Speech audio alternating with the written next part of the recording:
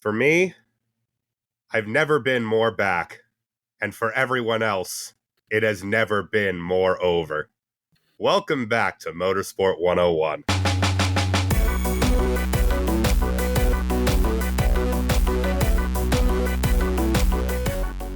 Could you tell, this is a momentous occasion in the world of bike racing? I'm RJ O'Connell. I co-host Motorsport 101 with Cam Buckley and, of course, Trey Harrison. My job is, for most of this, is just going to be sit back and lay the scene out for what was a fine Italian Grand Prix. Nothing too special, but we're not really here to talk about it that much, so much as everything that happened after that. Because two seismic moves happened in the MotoGP transfer window for 2025. Jorge Martin, your championship leader, is going to Aprilia, and Marc Marquez is going to Ducati Corsa. It's you know what's weird about this? It doesn't feel real. When you say it, it does not feel real. And you know what's funny? If you saw the social media posts about this on Thursday morning or Wednesday morning as we record this on June 5th, seeing Ducati in a factory Ducati, seeing Marquez in a factory Ducati t-shirt for the first time, it felt far more weird than seeing him on the baby blue of Grassini all of a sudden. It was like, this doesn't feel real. It feels like a bizarro world version of the MotoGP we've known, because what was Marc Marquez if not the foil to all of Gigi Dall'Igna and Ducati's plans for about 6 years? He was the Antichrist. He was the one thing that was stopping Ducati from world domination for years. He was the only person that was keeping Honda competitive until the arm break in 2020. The year before that was arguably the greatest MotoGP season anybody had ever put together. 20 races, 19 top 2 finishes, only the one DNF. He was the Antichrist to this team.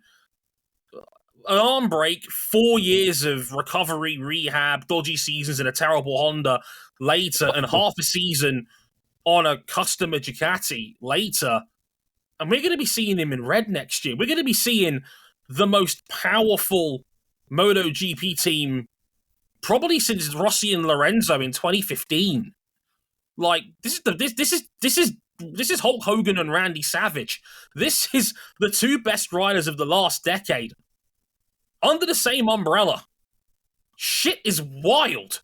It's like that scene in Doctor Who, David Tennant's last episode, when Gallifrey rolls up and he just says, "Hell is descending." This is what this is right now to me.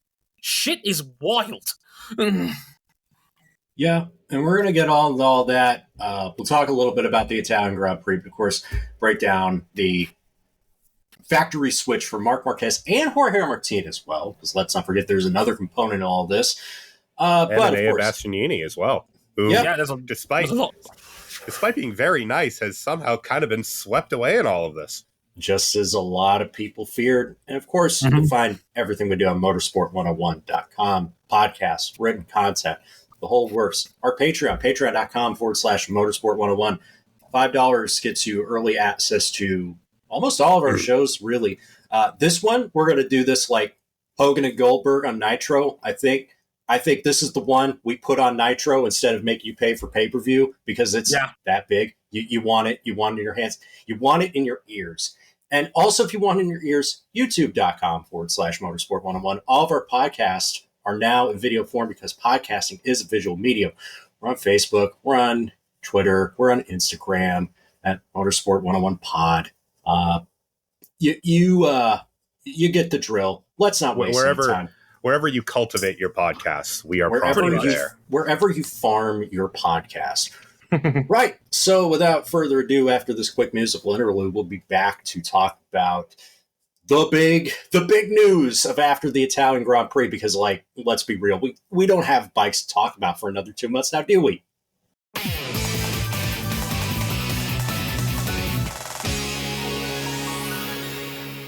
As we mentioned, we'll get to the Italian Grand Prix itself later, because we had an earth-shattering announcement on Monday. It's Wednesday now. So out of nowhere, the team at Autosport and Motorsport Network broke the story that Marc Marquez had signed a deal to join the factory Ducati Corsa team in 2025.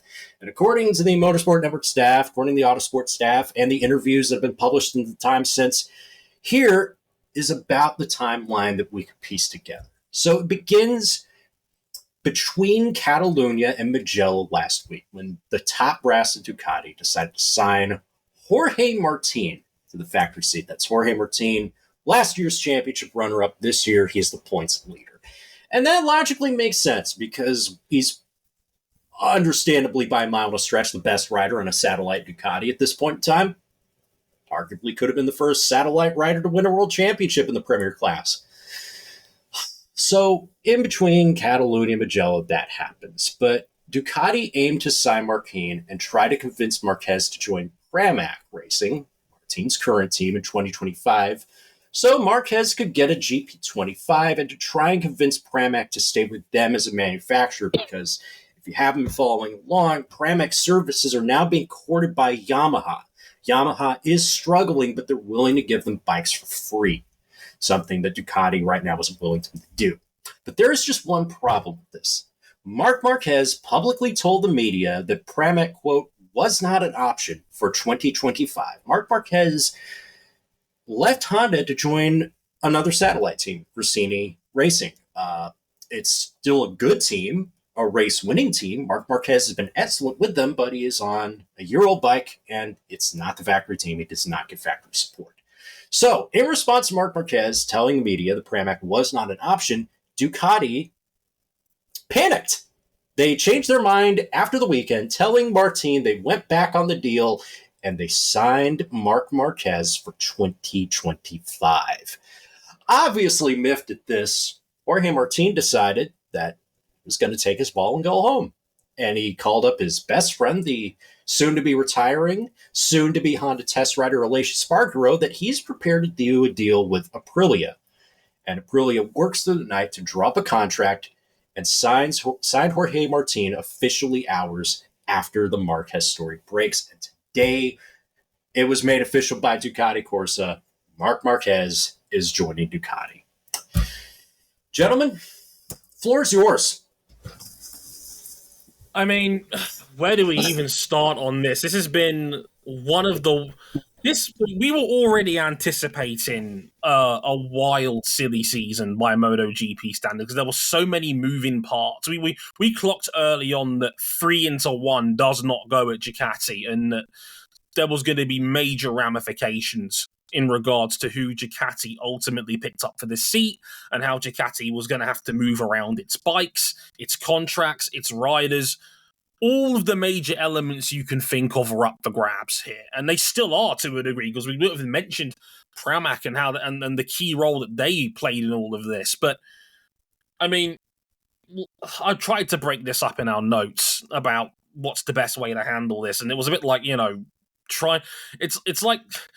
You know what it is? Visually, it's like that episode of Top Gear in America when Jeremy suddenly got a cow on the roof of his car. It's like, how do we deal with this shit?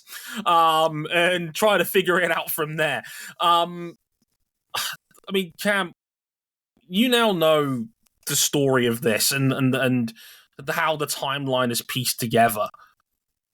What have you made of all this logic and how we got to this point?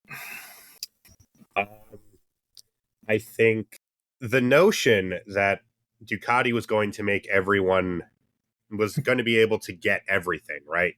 That they were going to be able to have their cake and eat it too and sign everyone everywhere they wanted.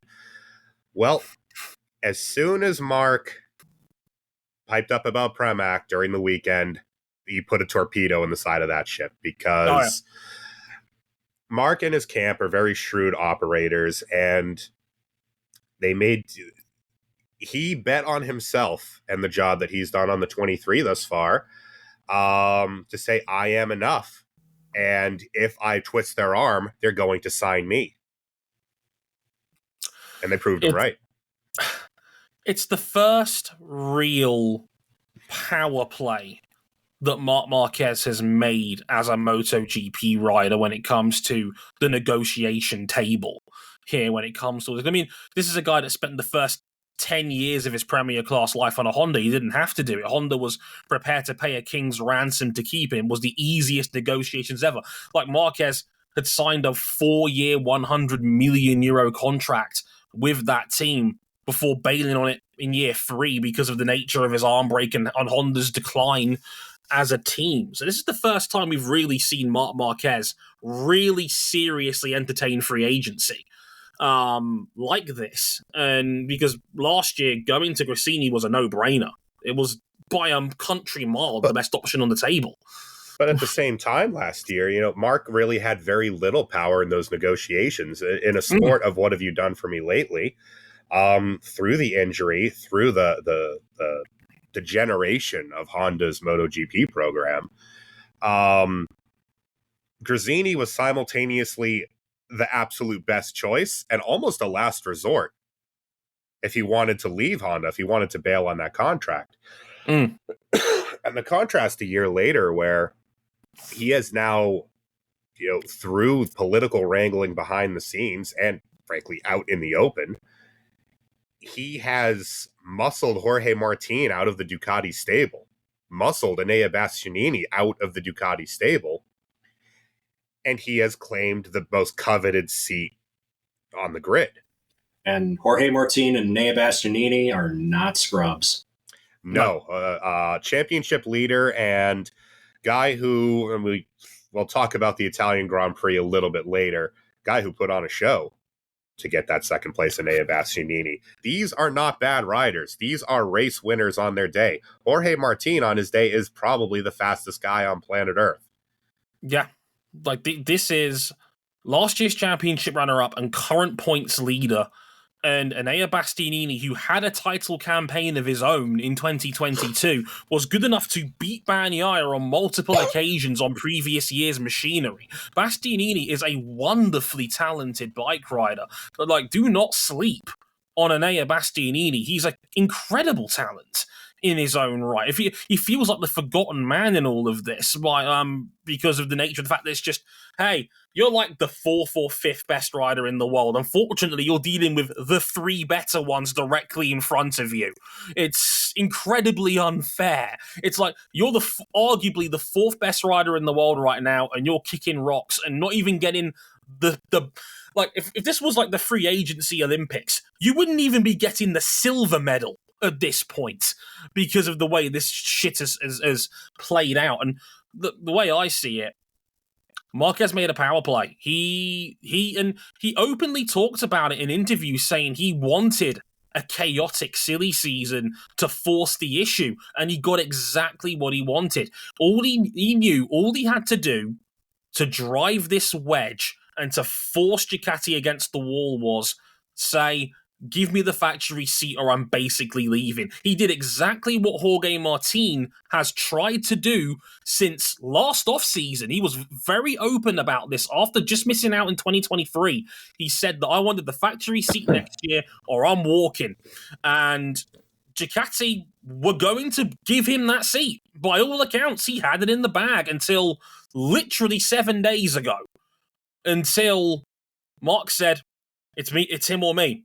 It's him or it's me, and Ducati couldn't let the opportunity of Marc Marquez potentially beating them on another machine again pass their mind. They couldn't do it. Well, what is the easiest way to make sure Marc Marquez never beats you again? Have him win for you. It really is that simple. And, if Ducati's plan A was to try and convince him to go to Pramac and they get Martin at the factory, he gets a 25 bike at Pramac. If that plan wasn't going to satisfy him, the plan was going away. And that's exactly what happened. And he's Marc Marquez. He sells bikes. There's a commercial aspect to this. Yeah. He's an 8-time world champion, and you look at social media numbers, you look at his overall impact to the sport in a life after Valentino Rossi. He is by far and away, by a country mile, the most popular man in bike racing now. And it's not close. he is a commercial juggernaut by compared to. Don't get me wrong, Marc was still a flea compared to Valentino when he was around, but now that he's gone, no one comes close. In fact, this Italian Grand Prix, which we'll get to in a little bit later, was really the first time I've seen significant major support for Francesco Bagnaia at a Grand Prix. It felt like a football stadium when he won that race. And I'm delighted for Bagnaia that, hey, winning generally solves these problems and gets you fans, but shit's different now. Like this is a game changer. Like, if you can get Marc Marquez as a brand ambassador to sell your £40,000 Panigales, that's the man you sign. Like, and don't get me wrong, and it wouldn't shock me whatsoever if the higher ups like Claudio Domenicali, like those up at Audi, who of course own the Ducati brand underneath Volkswagen, if they saw the opportunity of Marc in red, got dollar signs in their eyes and went, "You keep him. I don't care what it costs." Isn't that kind of the story of what happened to bring Mark Grassini? Ducati's like motorsports people are just like, well, we don't just want it for a year, we won't have him at all. And the top brass are just like, nuh-uh, you go sign him. What the fuck are you talking about? Was what Claudio Domenicali said last year. Like let's not forget, if this you is have the same an opportunity to go get Marc Marquez, you sign Marc Marquez.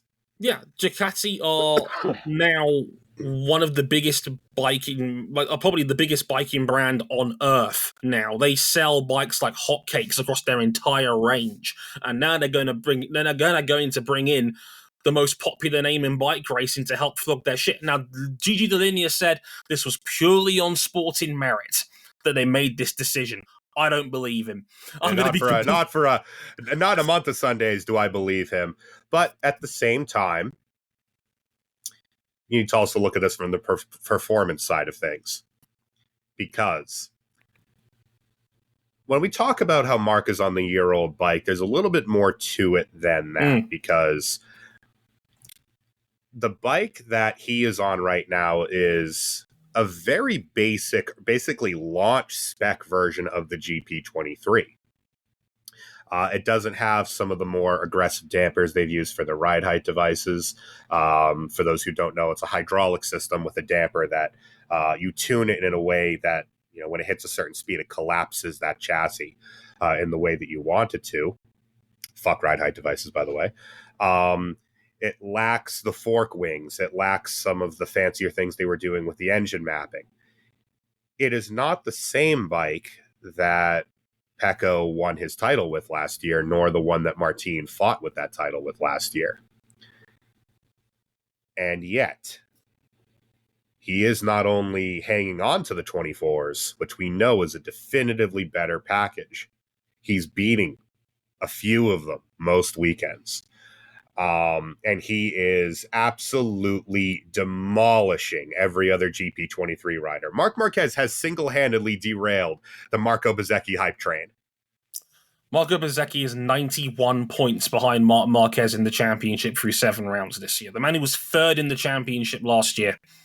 The guy we were saying, why not Bez? Why not Bez? Marc Marquez. Exactly. It's brutal, but like the complete domination of everyone else on the same bike. The only other person who's dominating his compatriots like that on equal machinery is Pedro Acosta, just also destroying the Brad Binder hype train. Oh yeah. By the way, news from Pedro Acosta as well happening lately. Oh yeah, he's going to be he's a full factory ride next year. If this was a big surprise, this is the opposite side of that with Pedro. No surprise whatsoever. Yeah, this was like about as predictable as letting go of something and thinking it's going to hit the ground. That's how predictable this. I love how we all collectively agree to no sell this talented rider going up to KTM factory in his sophomore year. That's incredible. Yeah, because it was the easiest read humanly possible when Jack Miller's laying eggs every weekend. Yeah, like Pedro Acosta was on the podium at Portimao, and I just said, I've seen enough. That's your guy. Get him up to the factory. It's over. Yeah, and clearly Pit Bearer agreed. Absolutely. But yeah, so in all of this, Ducati knows more about the gaps between the bikes and the gaps between the upgrades that all of us could ever do. They have mountains of data because they run more bikes than everyone else. Kind of responsible. They're kind of responsible for the current state that MotoGP is in. And they will know exactly what the deficit is. I mean, those who are fairly educated on the matter, 3/10, 3 3/4 a lap between Marc's bike and the GP24s. That's the gap. That's more than the gap. It's worth pointing out that this season so far, on a bike that most reasonable opinionists reckon is about 3/10 a lap slower than the GP24, Marc Marquez has been within 2 seconds of the win 3 times this year already and crashed from the lead at Kota. Yeah, like, if you're one of these people that is massively pro Marquez, and I'm one of them, I don't know bones about it. He's been ridiculous. He's been too good to ignore. That's the whole point. Marquez has bet on himself to be this stupidly good on a GP23, the launch spec GP23, not the bike the Bagnaia won the title with last year. Oh no, the bike that came out of the factory with barely any support on it at the start of last season, and he's competitive with the reigning world champion on a bike that we reckon is about 1/3 of a second a lap faster. Like, and I need to point this out because, like, and I'll talk about Martin in a bit more detail in a moment here, but it's hard not to feel bad for him here because he really hasn't done much wrong in the last year and change. But if you needed a reminder as to just how special Marc Marquez is, this is after 7 Grand Prix on that bike. Like, if you want the comparison, and Simon Patterson over the race did a very good point about sharing this, Frankie Morbidelli, who missed the entire preseason through injury, only feels up to speed on the GP24 now, 1/3 of the year later. Just figuring out the differences and nuances in the ability of a bike. Marc Marquez has been sensational this year. The fact he's only 35 points off the top and the 2 dudes in front of him are arguably the 2 other dudes, I wouldn't even say arguably, are the 2 best riders in the world right now on far superior machinery. Marquez is incredible. As if we needed any reminder, the man is absolutely fucking back. Like, this is the best he's looked in half a decade. He's consistent. He's fast. He's not making mistakes. Even with the lack of data that he's got from having no testing previously with Grassini or Frankie Kachecki or anyone else on that crew, he's just attacking these races, and he is running with the fastest MotoGP bike we have ever seen. It's been incredible to watch, and as Kira in our chat quite rightly points out, he's the entire needle mover for this sport. When he's fast, the world pays attention. It's that simple. And this entire saga has hinged on him betting on that fact being enough. And he's got it. Because the moment he dug his heels in, Ducati blinked. Somebody had to blink out of the 3 major parties involved in this. Marquez wanted a GP25 or he was going to walk. Martin wanted the factory seat or he was going to walk. And Ducati didn't want to give out a 5th bike. Something had to give, and Ducati blinked first. It's that simple. They have cleared out Jorge Martin and Enea Bastianini to make. I need to wrap your heads around this. They've sent Jorge Martin to the 2nd best manufacturer in the sport in Aprilia.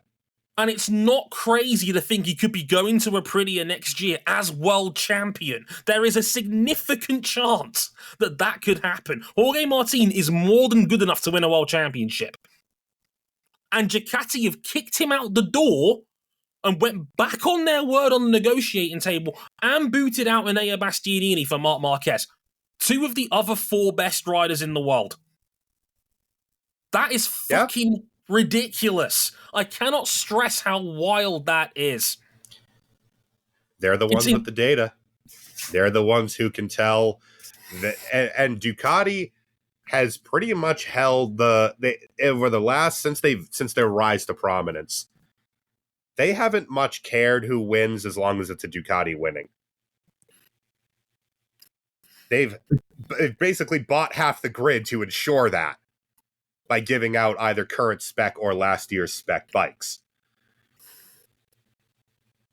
I mean, that's a triple crown done next year.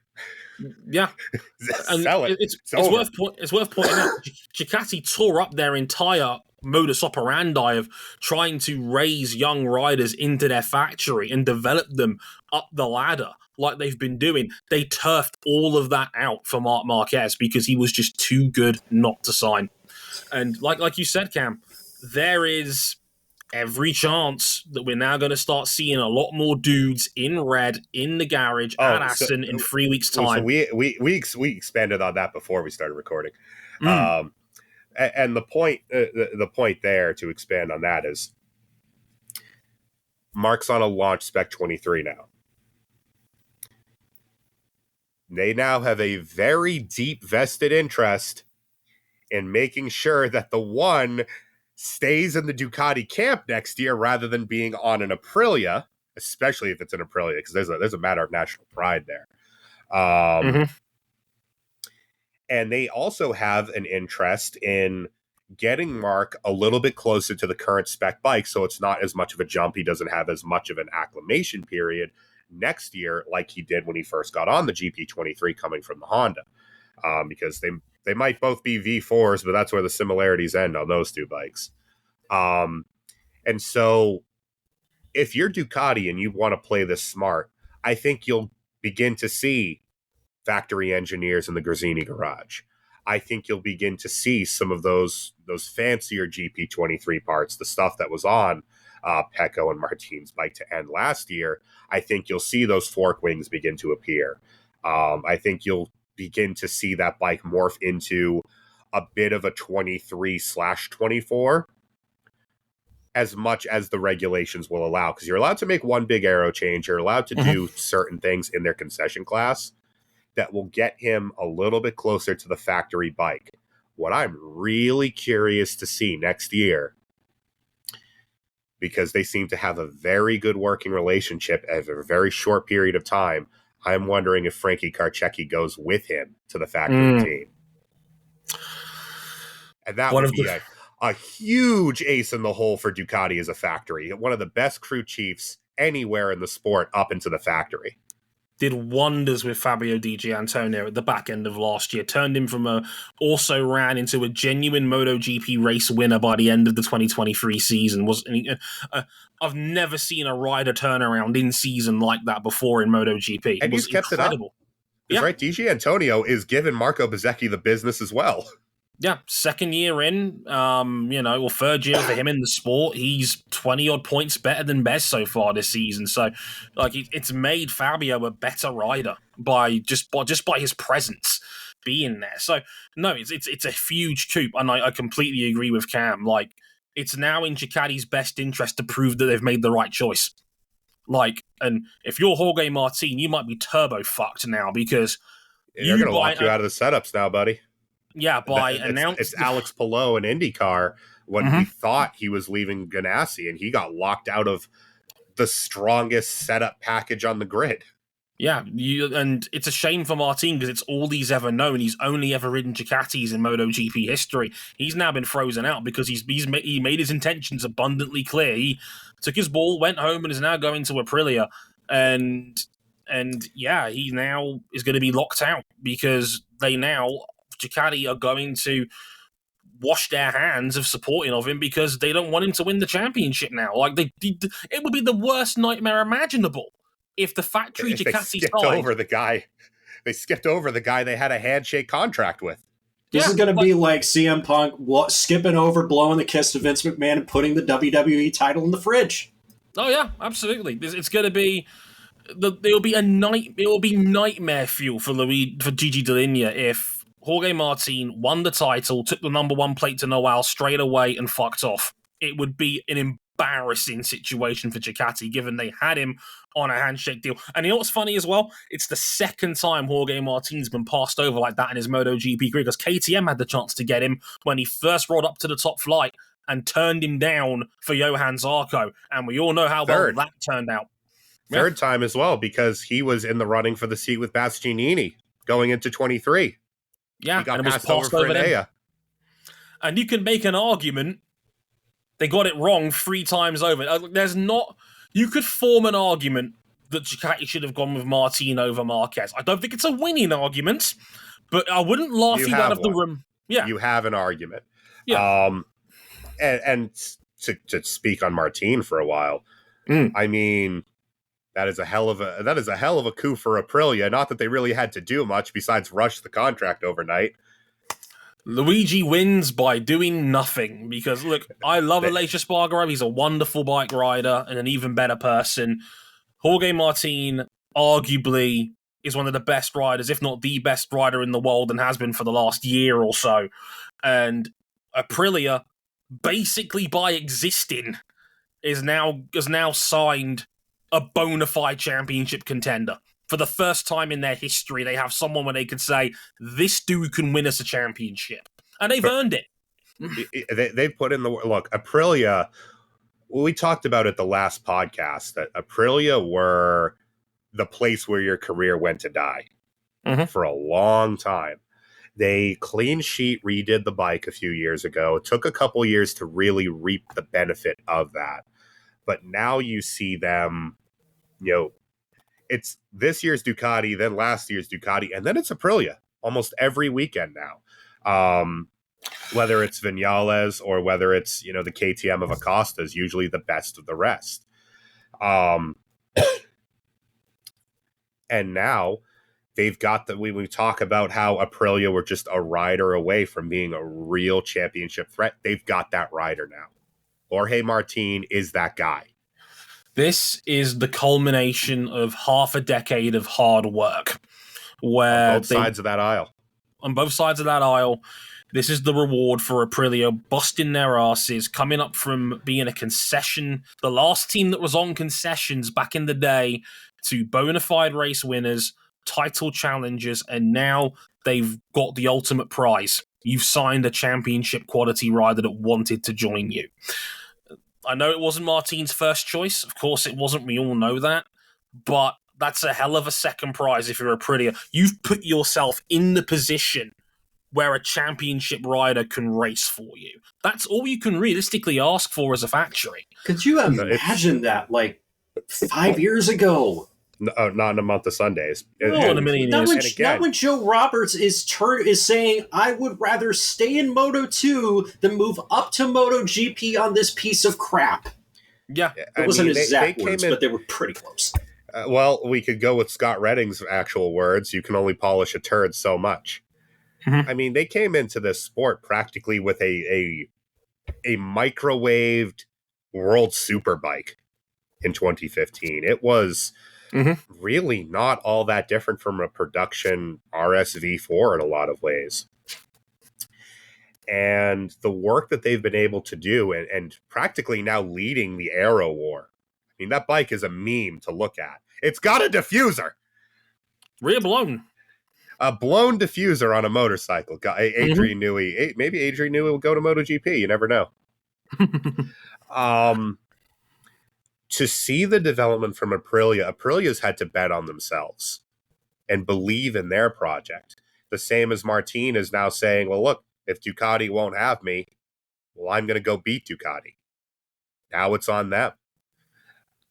And of all the manufacturers, I think they're the best position to do so right now.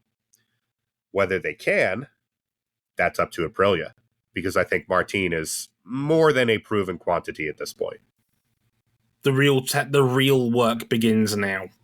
What can you do as a factory team to combat the juggernaut that is Ducati? What can you do to give your talismanic rider the best chance of success? Because we all know that Aprilia is a very good bike. It's arguably got the most downforce of any MotoGP bike on the field. It excels in low grip, slippery track conditions. Those sort of conditions, it is dynamite. It is incredibly hard to beat. It is when it's on song, right? We talk about operating windows. It is the highest ceiling bike, feels like, on the grid. Absolutely.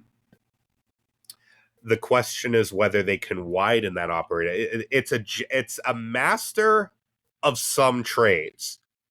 The problem is that the Ducati is the master of basically all of them, minus the occasional front tuck. It's got to have more. As the occasional front tuck, and it's not great in the rain, as Aleix Espargaro proved last year at Silverstone. Then the rain came down and the grip disappeared, the Aprilias came alive during that race. That's what they're good at. When the track has got low grip, when it's a slippery surface, the downforce and the cornering speed that Aprilia can hold is off the charts. That's where it's its strongest. It's a very narrow operating window, but when it gets it right, it's untouchable. And that's a very rare scenario to be in MotoGP, especially with Ducati being so dominant at the front of the field right now. The problem is, I mean, Maverick Vinales, that bike was on rails around Coda, unlike anything else on that track. That was the best Maverick Vinales has ever ridden a bike. And this is a guy that beat Nico Tirol in his fourth career ride as a 16-year-old. Maverick Vinales. In a pantheon of pretty good rides, that being the best one. Yeah, Maverick Vinales at his best is an unbelievable bike rider. Let's not mistake me. Okay, this is a phenomenal rider lineup, by the way. Jorge Martin and Maverick Vinales. And that might be the third best rider lineup on the grid? It's wild. That's unbelievable. Maverick Vinales is a double-digit MotoGP race winner. He has 10 career wins in the top flight, and he's the second rider in this team. Shit's wild. Again, But Aprilia, you have your target. You have your riders. We saw this we saw this in 22. Was it 22? It was 22. When they got to the big leagues, the cracks showed. Mm-hmm. The reliability, sometimes the strategy wasn't quite right. Sometimes Aleix Espargaro needed a new prescription for his glasses. Mm-hmm. The real work, as you said, begins now. You have a second team that once Raul Fernandez gets on the current spec bike, which should be about Silverstone time, you now have another team feeding you data into developing that RSGP into a title contender, into something that can fight the Desmos Sedici horde that MotoGP has become. They have all of the ingredients for a beautiful stew. Now they got to do it. It's going to be a hard task because you need to turn a team that's never won more than 2 races in a MotoGP season into probably a 10-win team for minimum. them to have a realistic shot at this. If you are fighting Pecco Bagnaia and Marc Marquez in red, if you want to win the team's title, I think you got to win 15 races on the year. You have to have a big, big season if you're going to undo that over a year. You need 10 to 12 minimum here to make this work. That's a big leap from outsiders looking into bona fide contenders. It's a big step forward, but they've got no better rider available in the world for them to be able to do it. So they haven't got any excuses now. You've got all the resources. You've got 4 bikes. You've got a championship level rider. You've got an excellent second tier rider in Maverick Vinales, one of the best tier 2 guys. Talking about Maverick Vinales as a second tier rider. That is, it's wild. What a crazy grid. And when I say third best rider lineup on the grid, because I think we know what I would say is number 1, and we just mentioned it. But also, I mean, the Yamaha's got to come good at some point, right? Right? Right? It's no, maybe not. And then you've got KTM, who looks like they're about to. It looks like the rumors are very strong that Tech3 are going to sign Enea Bastianini. And first of all, Enea Bastianini is currently 4th in the Riders' Championship for the second time in his career, and he's going to end up on a customer KTM. That's how wild this field is now. Who did he kill in the previous life? This game ain't fair, man. Because Enea Bastianini, the beast, Enea Bastianini was extraordinary to finish out 22. Just outgunned, outrun on what began as a bit of a mess of a bike. By the end of the year, the 22 was a beast, fighting the beast. And then really just had his 2023 season undone in a single sprint by Luca Marini, just trying a pass was never going to work. And he lost most of 2023. 9 races in that year. I feel so bad for Enea because he is a great rider. And the sad thing is we've only really seen him at his best for one season in this sport. He's been handcuffed by a 2023 that was a complete write-off, given how, again, he was injured by Marini. He missed 5 races when he was hurt, spent the majority of the races before the summer break trying to rehab and recover his broken shoulder. And then Catalunya happened where he had that classic Taka Nakagami case of being suckered into another bike slipstream when braking, and then broke his collarbone and his foot in that crash at Catalunya, the one that very nearly killed Francesco Bagnaia. We don't talk about it so much now because of the nature of Bagnaia nearly dying, but Bastianini was the one that set off that incident by missing his braking point and clattering into 5 other Dukes. I love that he specifically took out almost every other Ducati that was around him in the field and only them. It was a precision airstrike. That could have very well been a factor in his decision making. But he had to miss 4 more races because of that. And let's not forget, he won at Sepang at the end of the season. It was a dominant win. Yes, he did breach the tyre pressure rule in order to do it, but a win's a win. That was the rule book at the time. You can't take that away from him.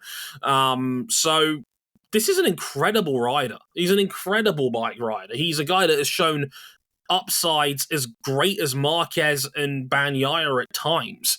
He has proven he can be a valid yardstick for the reigning world champion, and he's not only lost his seat, he didn't even get the silver medal at Aprilia. He's going to go to KTM to take Pedro Acosta's old seat.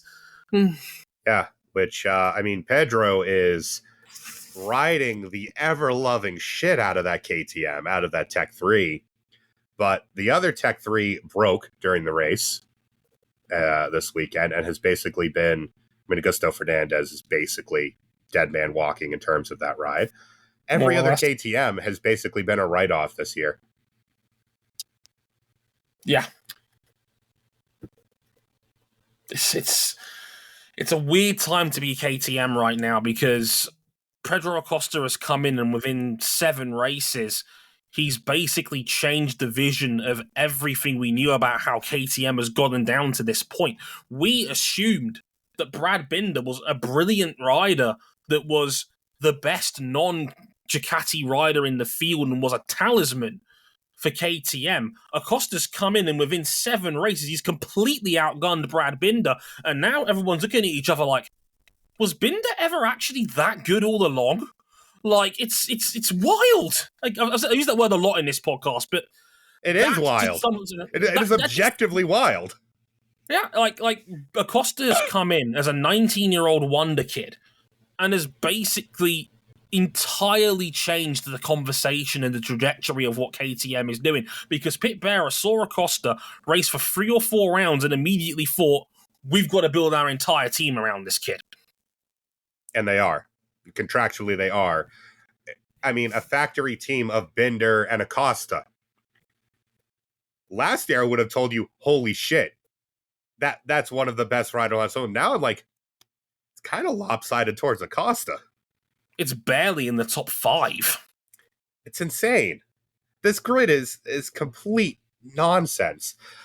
The concern for me with KTM is almost one that echoes the old orange Red Bull adorned bike. Because Acosta's making that bike work in ways that no one else can. They've got to be very, very careful not to tread the Honda path of, well, he can ride it. Must not be any issues then. KTM, they still are this weird way where there are weekends where they are nipping at the heels of the Desmos and they are the next best bike on the grid. And then there is other ones where they are scrapping for points. And it averages out to them being like bang average. This has been like year 6 of this. I don't understand why they can't fix it. And the worst part is neither do they. They clearly don't understand why this keeps happening. Like I said, Brad Binder might have basically been feeding KTM fool's gold this entire time because Acosta's come in and immediately been a podium runner on site. We haven't seen that since Fabio Quartararo got to MotoGP half a decade ago now. Like, even Fabio took about a third of a season to get it going. Third of a season, half a season. Like Pedro Acosta, first round was throwing hands with everybody. Yeah, second round he was on the podium. He was the third youngest podium sitter in Premier Class history. Like that was before his 19th birthday. Like this is how wild it has gotten now. Well, like I said, Pedro is now the team, and the problem is Pedro Acosta is brilliant. Enea Bastianini is also brilliant, and they're now on two different teams. Where do you steer the direction of KTM now? Because, like, you've brought in a bona fide championship contender, a multiple MotoGP race winner, and a guy that can throw hands with Pecco Bagnaia at his best, and you're telling me you're coming in to play second fiddle to Pedro Acosta. I'm not sure that's going to work in the long run. Bastianini didn't really have another option. Because, I mean, at this point, you would think out of the Ducati stable entirely, with everything that's gone down, Gresini comes off the table because now you've got an open Gresini seat for what would, theoretically be a base spec 24 next year, which might be a very valuable seat on its own. We'll need to see what happens with that. You now have an open Pramac seat for a current spec GP25 next year. Fermin Aldeguer is going to have to fit into one of these somewhere. I don't think Bastianini had a better option on the table once everything went down. And I think with KTM, very much in the same way that Aprilia are basically now, they've got Trackhouse to just farm data and basically work as less a satellite and more a factory too, with the way they're running Trackhouse basically out of the Aprilia factory with full spec equipment, at least for one of their bikes. Same with KTM. Yeah, KTM's got to do the same thing between those two teams because, like, none of this matters if you can't. Like, Ducati just built. They have the death lineup. They have the deathiest death lineup since, like, the on paper NSR 500 Valentino Rossi McDowan that never happened. Because back when Rossi and Lorenzo were on the Yamaha wasn't this good. Not like this current Desmo is. No. You need something generational, bike and rider, that you're going to try and overcome this now. Irrespective of which Ducati wins the championship, whether it be Pecco or Marc. They've got to get the bike in order. Because you are not going to fight. You're not even going to fight Ducati over a season if you are spending some races fighting with them for podiums and the other ones in the middle of the Japanese Cup. Again, you haven't got an excuse anymore. You've now got a wonder kid. You've got a top contender in Brad Binder. And you've now got another top contender in Enea Bastianini. And you still might keep Jack Miller as a fourth option. If Jack Miller's your fourth option, you're doing quite well, quite frankly. It's like, as a fourth rider, yeah, sure, why not? If you end up keeping Miller. But I'm not sure that's going to happen either. Jack openly admitted, like, during the... And I love Jack. He's a very honest man, and I appreciate him for that. He was like, yeah, fuck it. If I was watching this season, I'd hire Pedro Acosta too. Self-depreciating humor. You gotta love that Gatto's humor of Jack. He just said, look, yeah, I'll probably switch to KTM or switch to Tech3 if they ask me to, because I'd sign Acosta too. Like, he completely gets it, and I respect him for being so honest about that. But that's just it. It segues us nicely into talking about the rest of silly season, because there's a lot of ramifications and puzzle pieces that still need to be filled in here. And honestly, spoiler alert, folks, there's some big names that are probably not going to be on this grid next year.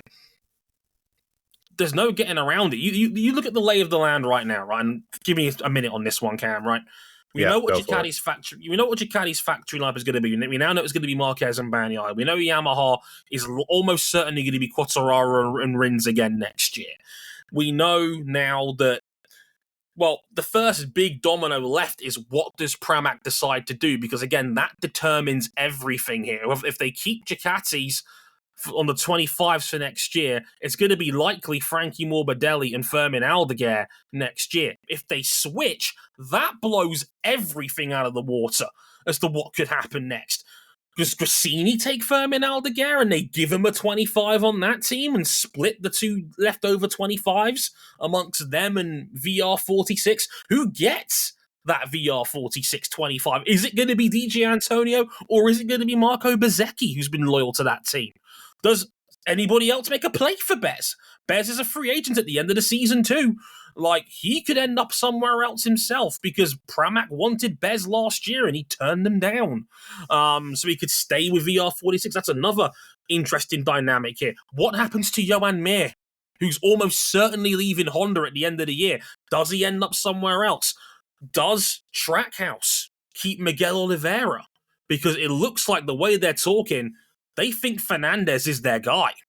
And that is an interesting decision. I'm not sure it's the right one, but considering, I mean, we know the gap between the 24 and the 23 RSGP. They're going to have the data as well. That's a really interesting, because like Miggy's just been very anonymous this year, which is a shame because when Miggy's on it, he has X factors that no one else on this grid has. But there's too many days on this world and just about any other. But too many days, Miggy he's just there. He's a wide receiver with like some incredible speed. And you think, why isn't this guy like a top 10 wide receiver in the National Football League? And then you watch him play for full season. Oh, he can't catch, he can't get open, stuff like that. The thing is, right, he's got incredible hands. But he's got incredible speed, but he can't catch the ball, but he gets open, so you got to throw him the ball. And you know he's just not going to catch it, because Miguel Oliveira is that guy that we know is insanely talented. We've seen him run side by side in other classes against some of the best riders in the world. Are we saying that Miguel Oliveira is Kadarius Toney? No. Well, he's a bit better than that, but... A lot better. Infinitely better. Although one of them is a champion in their sport. Yeah, he's like he's like a Victor Cruz, but just after the injuries. Oh, which is probably accurate given how Miggy's last couple of years have gone. Not great, but no, like and yeah, like if you're Johan Mir. What's the quote from Johan Mir? I don't know how much longer my body can take this. He's 26 years old saying this. He was a world champion 4 years ago. Get him out of that fucking get him off that fucking bike. I think he would be a fantastic hire at Trackhouse. I really think. I don't think he could do better. I don't think he could do better than bringing it. Like, you want to build up a team, you get a world champion in there. Yeah, look. It would be perfect for Justin Marks at Trackhouse. So look, I thought they were going to shoot for the moon and try and make a play for Quartararo, because Justin Marks has got no problem running at a loss if he thinks he can win and justify running below the line if it helps. He's done it over here in NASCAR, and it worked. Yeah, he did it with Ross Chastain, a championship runner-up in NASCAR. There's no reason why it can't work here. I thought we were going to get Fabio. Didn't work out. Johan Mir wouldn't be a bad second prize if that works out over there. And honestly, I don't care what people want to tell me. He's a far better option than Joe Roberts. And I appreciate what Joe Roberts is doing this year, but he's 26 years old in his 7th Moto2 season. The other guy's a world champion. For Suzuki, I might add. He's not even the best prospect in Moto2 right now, because I find it amazing that of all the city season, Sergio Garcia's name has not been mentioned yet. And it makes me sad because he's riding out of his skin right now. Even Ayagura is getting linked with the Takanakagami Honda seat again. No one said a word about Sergio Garcia. Don't take it, Please, no. Dude, at this stage, like, it wouldn't surprise me if, like, David Alonso just skipped a run and went to MotoGP before Sergio Garcia got up to MotoGP. I don't think David Alonso is going to have a seat to get into MotoGP. I think he's gonna have to get into it via Moto2, not because he's not good enough, But because this silly season is so wild, there's just not going to be any room for the man. You know, and I cannot stress, because we haven't talked about it very much on the show because we've just not had time, but I cannot stress this enough. David Alonso is a freak. He is, for me... All the things, Dre, right? All the things we said about Pedro Acosta. Say it again. This guy, maybe even more so. He is the answer to how do we break up the packs in Moto3. It's a person, not a regulation. He's won Catalunya and Mugello back-to-back, tracks that are heavily dependent on slipstreaming, and won them comfortably by distance by leading at the front of packs and breaking away from people. I cannot... this is the highest praise That's not possible in Moto3. That is beyond the limits of physics and science. Hot take. He is even more talented than Pedro Acosta was at his age. You can't really follow that up now, can I? He's exceptional. He's exceptionally great. He's Acosta too. Only Colombian, even though he was born in Madrid. Which is wild. Again, wild. But I cannot stress enough. David Alonso is him. I've said it in posts. I'll say it again here. He's good enough where I would justify a double class jump to bring him in as a 19-year-old. I think he's that good. Fuck it. Turn him into a project. Give him the Jack Miller treatment. He's that good. The problem with that, as we're going further and further down the grid here, feels like there's only one manufacturer who'd be able to take that punt on him. KTM? No, because that's Honda. Because it looks like KTM is set, and that would be just the worst. It would be the worst possible way. But if he's as talented as you're saying is, that's the guy you rebuild your team around. Only if they completely turf this bike out. And I mean, scrap the whole thing and start over. Yeah, because, I mean, they brought more stuff this weekend. They brought more stuff this past weekend, and it didn't work.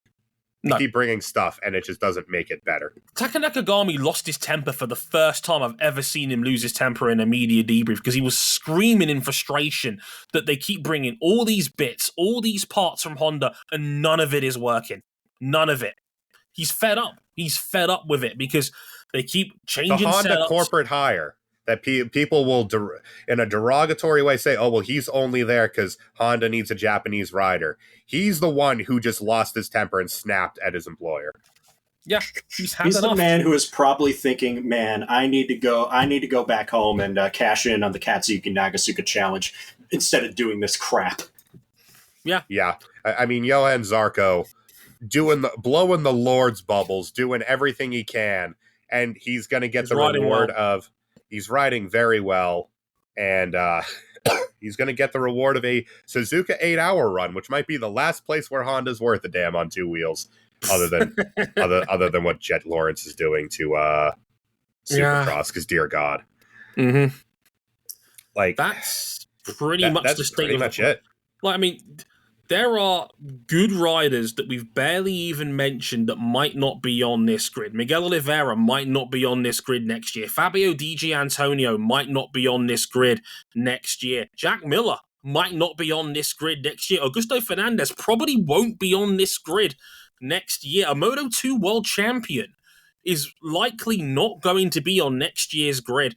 Like I said, I've barely mentioned Sergio Garcia, a guy that is leading the Moto2 World Championship right now, and he feels like an A-tier prospect rather than an S-tier prospect, purely because there's no room for him. It's all S-tier here now, baby. It's the sheer depth of grid now, and the way it's been arranged. Like, we've got 2 or 3 reasonable death lineups on this grid. Yeah.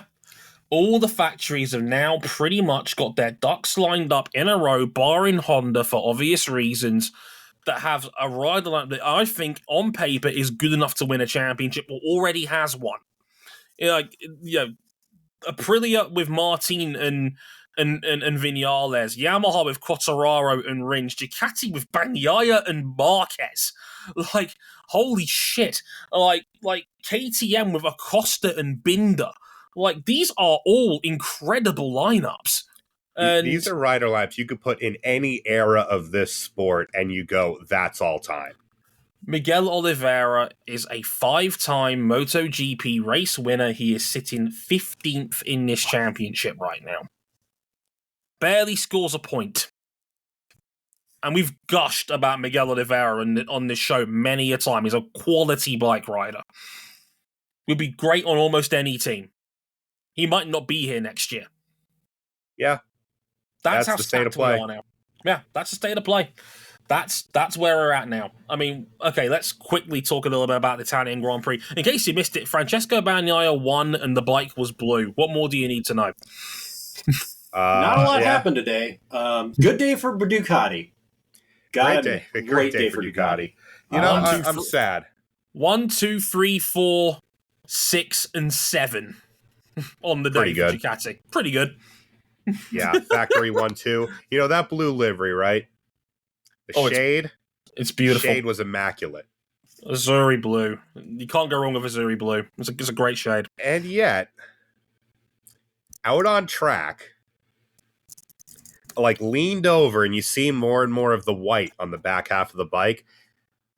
I can't get the fact that it looks kind of like an Avintia out of my head, and it's bugging me. It does. It's like they picked all the right colors, and they thought of this great design, and then they were a little bit wobbly on the landing. That said, that shade of blue, paint the world that shade of blue. You can't go wrong with the Azzurri blue, whether it's the Italian football team, whether it's the Giro d'Italia in cycling. You cannot go wrong with the Azzurri blue. It's a beautiful color. It really is.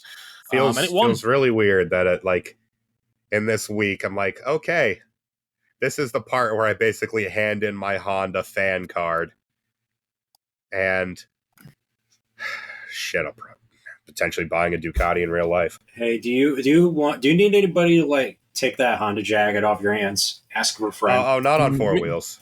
They still don't call it the motor company for nothing. It's on the 2 wheels where they call it the motor company for nothing. Cam, I'm actually your size, so it should go to me instead, quite frankly, because RJ's smaller than me. No. Fuck. Worth a go. Yeah. Bagnaia won that race with a beautiful hole shot, carved the entire front of the field up from P5 on the grid. He started P5 after taking an irresponsible riding penalty in practice that demoted him from 2nd to 5th. Didn't matter. He was leading by turn 2, and after that, he didn't look back. Every time Martin tried to get close and try to get in range, he got blasted back by a Bagnaia hot lap that would put the gap back up to like 6 or 7 tenths, and that was the race. Bastianini came on strong late on, used the rest of his tyre and sent a beautiful pass on Martin at the final corner of the final lap to sneak under his inside and take second. Mark got him about halfway through the race. Bastianini, late race, came back at him. Mm-hmm. That late race X factor that Enea still has, still very potent in the right position. Pedro Acosta, still him. Still him, the only KTM rebel amongst the Ducatis. God bless him, he's trying. 5th was all he could manage. He was in no man's land on that race in 5th place. He just wasn't as fast as the big 4 in front of him, but still comfortably clear of everybody else behind. Trey, it's like we got those 4 9s in a row. Was it 3 9s or 4 9s in a row? It was 3 9. It was a 9.5 and then 2 9s back to back. Okay, the total was a 9.5, and it feels like that we've kind of crashed back to earth a little bit because because like this race was everything wrong with current MotoGP, because it was like the top 4 Ducatis, as they were only going to be the Desmos Sedicis at this track, about 7 tenths from one another, and they just couldn't do anything with one another. No, it was all just one big complete fuck-off stalemate. It was a complete stalemate. The sport is washed again. Liberty Media is putting the sport in its flop era. We're done. It's over. While at the same time, this race was how many seconds faster than last year's? 25 seconds faster than last year's race time. 1.1 seconds a lap faster than last year's race time on average. Alex Rins, who was 15th in this race was faster than last year's winning time. On a Yamaha, which, Gave him arm pump. Yeah, Yamaha's now just turned so little after the bike was the only one that could turn forever. They built an empire on the bike turning for 25 years. Yeah. And now the bike is so hard to turn that it gives Fabio and Rins arm pump to the point where Rins was dizzy getting off the bike. This is like in Wipeout when Piranhas, couldn't corner. Yeah. All just raw speed. And Fabio Quartararo... where's the speed on this Yamaha? When I see it, I'll let you know. Fabio Quartararo is sitting 13th in the championship right now, and that makes me incredibly sad. Yeah, because if we're talking about the 3 or 4 best riders in the world in the Ducati and Aprilia stakes, there's another one there. And to kind of tie it back to silly season just a little bit, I get why Fabio did what he did. Totally. He's got financial security forever. But I feel like he signed too early. There was a lot that was going to kick off, that was always going to, as soon as someone made a power play. It took Marc making the power play to set everything in motion. And I feel like Fabio had a lot. He could have had a lot more options on the table than he realized, and he made a decision too early. Fabio Quartararo is going to make 24 million euros over the next 2 seasons. I think that's fuck you money in MotoGP terms. However, there is a very strong chance, because I've seen the language, I've heard the interviews, the more I'm reading, it's looking like Pramac is leaning towards switching, which says to me there'll be a GP25 up for grabs. 2 potentially. Depending on where it shakes out. I feel like he made... If he was still going to make that decision, then fine. But I feel like he's selling himself short by making that decision so early. How badly does that man want to win? Does he truly believe Yamaha will get back to the promised land? If he does, then fair enough. I can't... if Yamaha truly believes they can get there by 2027 when the regulations change, and he's prepared to stick it out and wait, fair play to him. He's a better man than me. But there's a proven winner with a potential bike available right now, and you may have jumped the gun too soon on this. And there was another factory seat. 2 factory seats. Both Aprilia and KTM. I don't know. A lot of options. I don't know, man. I think he might have made the wrong move there. But I sincerely hope he's happy, because Fabio's a good boy. He means well. I've met the man. He's a lovely human being, and I genuinely mean that. Stop giving him shit on Twitter, you fucks. Like we love Fabio. He's a great dude, and I do sincerely wish him the best. He's one of the he's a baby face. Like he's a himbo, but he's a good boy, Fabio, and I wish him the best. But I kind of fear he's made the wrong call.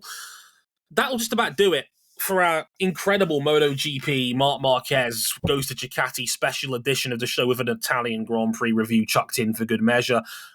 Sad news, everybody. MotoGP is done for the next 4 weeks, because we were going to have the Kazakhstan Grand Prix next weekend, but unfortunately, because of its movement and India's cancellation, now Kazakhstan being in September, there's been no replacement for that slot, so we've now got to wait until June the 28th for the Assen TT. So we've got to wait 3 more weeks for MotoGP to return, and that's going to be a fascinating scene, press conference, picture, you name it. It's going to be a bloodbath, but Assen is one of the best tracks in the world, one of the blue ribbon events on the calendar.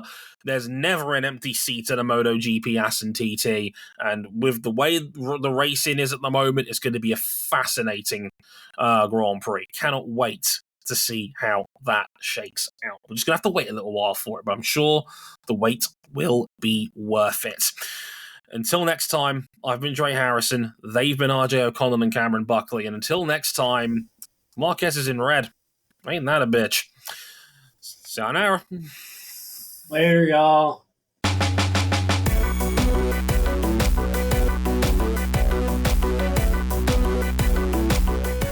Gray, you still have time to switch which diecast you want if they make a blue Ducati. Ducati, could you please release more of the special edition blue jersey, please? It's a beautiful thing. I know it's 130 euros, but for the love of God, please just make more of them.